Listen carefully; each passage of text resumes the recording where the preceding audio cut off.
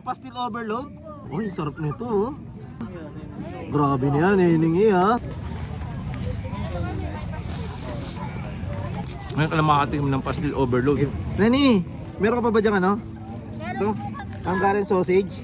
Oh, sold out. Sold out na. Anong bago nyo, Neneng? May bago po kami, may pastil po, tsaka Musubi. Sold out na din. Itong pastil ba ano ba? Overload din ba to? Opo, Magkano itong pastil? 30 pesos. 30 pesos. Gusto ko yung overload na pastil. Opo. Gawin natin ano, Hungarian pastil overload. Opo. Pwede ba yun? With cheese po. With cheese? Sige. Ang ano to ha? Ngayon ako nakakita nito, Neneng pastil overload. Opo, bago. May ano? May... Ano tawag dito? May cheese. Uy, sarap nito oh.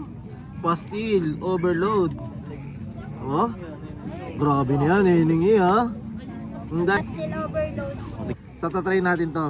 So ako lang yung nagpagawa nito kay Neneng E. Pastil overload yung ating pastil. Nilagyan natin ng ketchup. Ano tawag dito?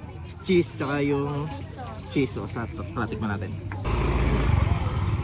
Then naubusan tayo ng Hungarian overload. Talagang grabe. Sikat na to si Neneng E. Tikman natin. Grabe naman. Ngayon ka lang makakatingin ng pastil overload.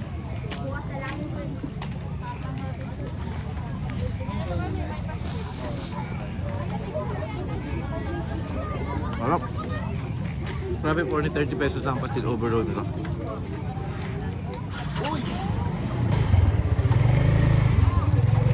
Inimbitahan ko ulit kayo din sa may Cubs Kabuyaw Food Park, Kabuyaw Cubs Food Park.